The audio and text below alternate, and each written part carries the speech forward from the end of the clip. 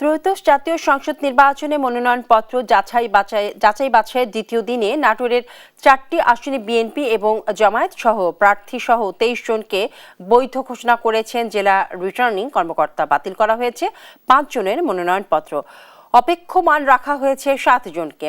এদিকে রংপুর 1 আসনে 9 প্রার্থীর মধ্যে 8 জনকে বৈধ ঘোষণা করেছে জেলার রিটার্নিং কর্মকর্তা। বাতিল হয়েছে জাতীয় পার্টির মনোনীত প্রার্থী ব্যারিস্টার মঞ্জুম আলিম এর মনোনয়নপত্র। বৃহস্পতিবার সকাল 10টা থেকে দুপুর 12টা পর্যন্ত যাচাই শেষে এই ঘোষণা দেন রিটার্নিং কর্মকর্তা এনামুল আহসান। দ্বৈত নাগরিকত্বের কারণে প্রার্থিতা বাতিল হওয়ায় ক্ষুব্ধ জাপার প্রার্থী মঞ্জুম আলী প্রার্থিতা ফিরে পেতে আদালতের দ্বারস্থ হওয়ার কথাও জানান তিনি। 4টি আসনে মনোনয়নপত্র গৃহীত হয়েছে, 23টি, বাতিল হয়েছে 5টি এবং প্রয়োজনীয় কাগজপত্র না থাকায় আমাদের এই মুহূর্তে পেন্ডিং অবস্থায় 7 জন প্রার্থীর আবেদন আছে।